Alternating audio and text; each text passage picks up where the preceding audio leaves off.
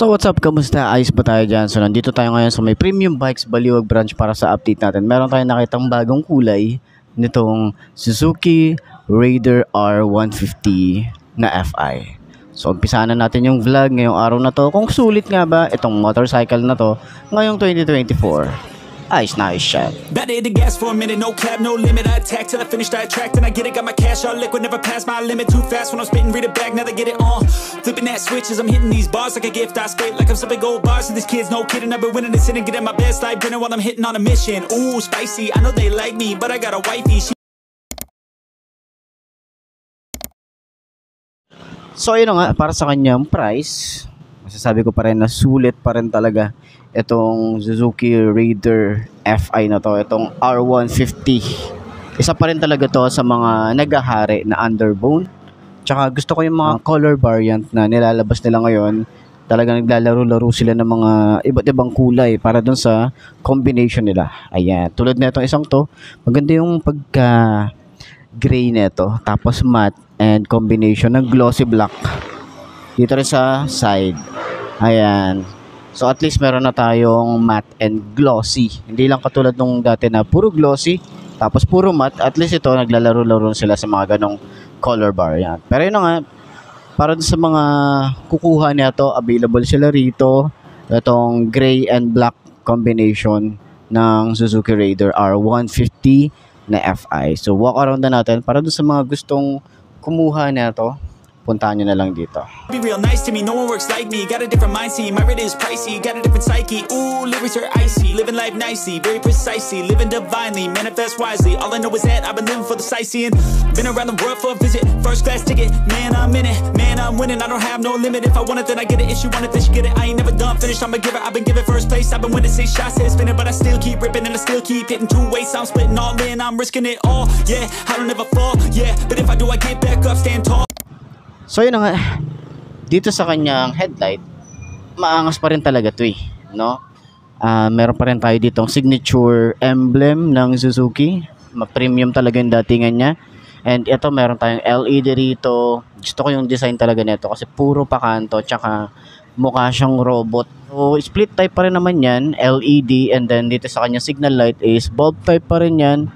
Gusto ko yung datingan ng kanyang decals. Maraming decals pero hindi siya mukhang masakit sa mata dito sa side na. Pero dito kasi sa may bandang side ng fairings is ang dami talagang nakasulat dito. So sana i-less nila yung mga specs dito, alisan na nila yan. Tapos ito, stay nila to. Ito, stay din nila to, okay lang to. Pero ito yung mga nandito. Tapos may Suzuki pa dito, sana i-less nila, 'di ba? So, gusto ko rin yung design nito kasi puro pakanto yung design niya. And then, naka-telescopic fork tayo rito. Matte finish yung kanyang forks. Yung kanyang fender. Then, sa forks niya, meron nga pala tayo rito parang screen, no? Para at least dun sa talsik ng mga bato na maliliit para hindi agad magagasgasan yung ating shock dito. Yan yung kagandahan dito. Yun nga, yung kanyang fender, flexible din yan. Tsaka mahaba yung kanyang extension. Glossy, and then maganda yung kanyang mugs, kulay blue na glossy. Yan o, ganda ng paint job. Gusto ko yung paint job dito. And then yung kanyang size dito is 70-90 by 17 and tubeless na rin itong tires nya. Tsaka IRC yung kanyang brand.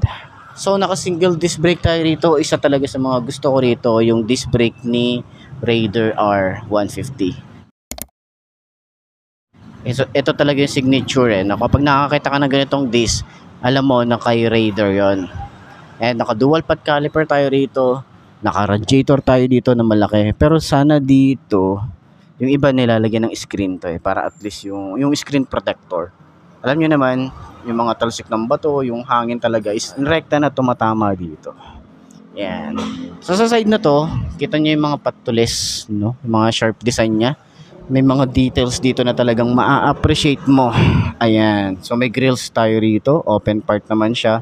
Meron tayo rito compartment. Ayan. Susiyan natin. Meron tayong compartment dito. Ayan. Ngayon ko lang nakita yung ganitong compartment niya. Maliit lang siya. Mga pang basic tools, papers. Pwede kayo magtago dyan kasi nasususian naman siya. Ayan. Ito yung susi niya. Ganda rin, di ba? And sa kanyang handlebar, na naka-upright position din tayo rito. Kahit sabihin natin naka-sporty looking to, chill mode pa rin tayo rito or naka-chill ride pa rin tayo rito pagdating sa mga long ride, kaya hindi tayo masyadong hirap dito. Kaya ito yung kagandahan dito kay Suzuki Raider. Napaka-sporty looking niya is chill lang yung ating rides. Ayan. So, naka-fully digital tayo rito. And maganda yung design ng ignition. Meron din tayong shutter lock din dito. Ayan, press nyo lang to. Tapos maglalak na yan. Tapos yung kanyang handlebar, ganda ng finish. Gusto ko yung mga switches na ginamit dito, napaka-premium. Ganda ng plastic. Dito naman sa side is electric starter lang. Yung side mirror is nakapadahon shape tayo rito.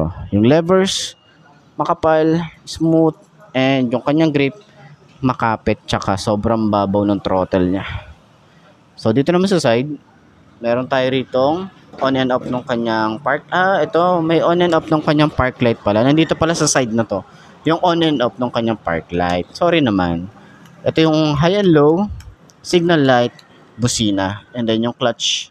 So, malapad din yung ating levers dito. Maganda yung paint job, yung grip niya talaga makapit, tsaka payat lang siya. Ayan o, ganda, sakto lang sa ating kamay.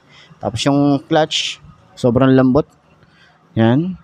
And dito meron tayong Suzuki. Tapos maganda yung design dito. Yung upuan niya, premium yung looks niya, and medyo manipis lang yung kanyang foam.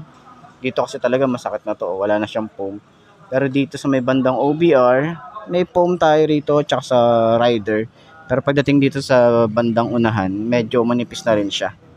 So sakyan natin mamaya para at least do sa 5 to nakagaya ko, 'di ba? May reference tayo. Pwede kayo maglagay ng tools dito sa kanyang compartment or dito sa ilalim ng upuan.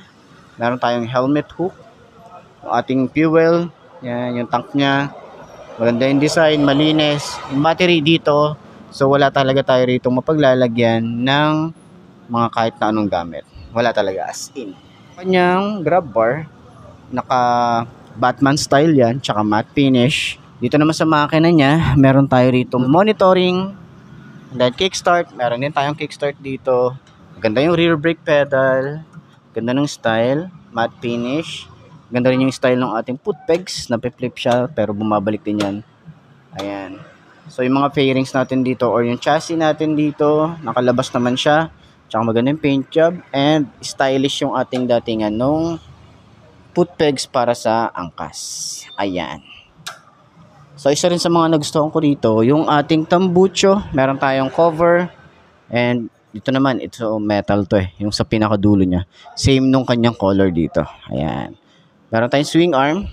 Naka-monoshock tayo rito. At hindi siya adjustable. Ayan. So meron tayong harang dito na plastic. Para sa talsik ng putek. Swing arm. And then naka-Nissin tayo rito. Or Tokiko pala. Tokiko yung ating brand ng ating caliper. Naka-single pot caliper tayo rito. Naka-disc brake din tayo dito sa likod. Naka-mugs, tubeless na rin, at yung tires niya, yung size dito is 80 by 90 by 17. So, IRC na rin yung kanyang brand. Yung ating taillight na talagang masasabi ko na napaka-unique pa rin talaga nung design niya rito. So, bulb type pa rin naman yan, pati yung signal light niya is bulb type. Tsaka isang assembly lang siya, wala siya yung nandito sa yung signal light niya, naka-ustle, di ba? At least dito is no worries tayo sa mga signal light. Stylish yung datingan na itong fender niya. Gusto ko yung style dito sa kanyang rear fender. Meron tayong plate light. Tapos meron din tayo ritong chain cover. Yung ating sprocket, maliit lang to. Ayan. Yung size niya is 38-42-8. Ayan. Yan yung size niya. Kaya pag bibili tayo ng sprocket, sa mga aftermarket, pakita lang natin yan. So, dito pa rin binubuksan yung ating susi. Dito pa rin binubuksan yung ating compartment, no, sa may gilid. Pero sana ito ilipat na rin sa ignition para at least hindi na tayo suksok tanggal ng susi dito, di ba? So, dual head shifter tayo rito. Ayan, stylish din. Ganda rin yung design dito sa kanyang makina. Tsaka naka 6 gear to, no? 1 down and 5 up. Ayan. So sakyan naman natin itong motorcycle na to para dun sa mga 5'2" na kagaya ko, kung abot ba natin itong motorcycle na to? Ayos na ayos yan. And I'm risking it all, yeah, I don't ever fall, yeah, but if I do I get back up, stand tall, yeah, I want it all, yeah, a good life, I don't think small, yeah, I'ma be big one day, see me taking off runway, my name up in lights someday, looking at a crowd that loves me, yeah, I came here to play.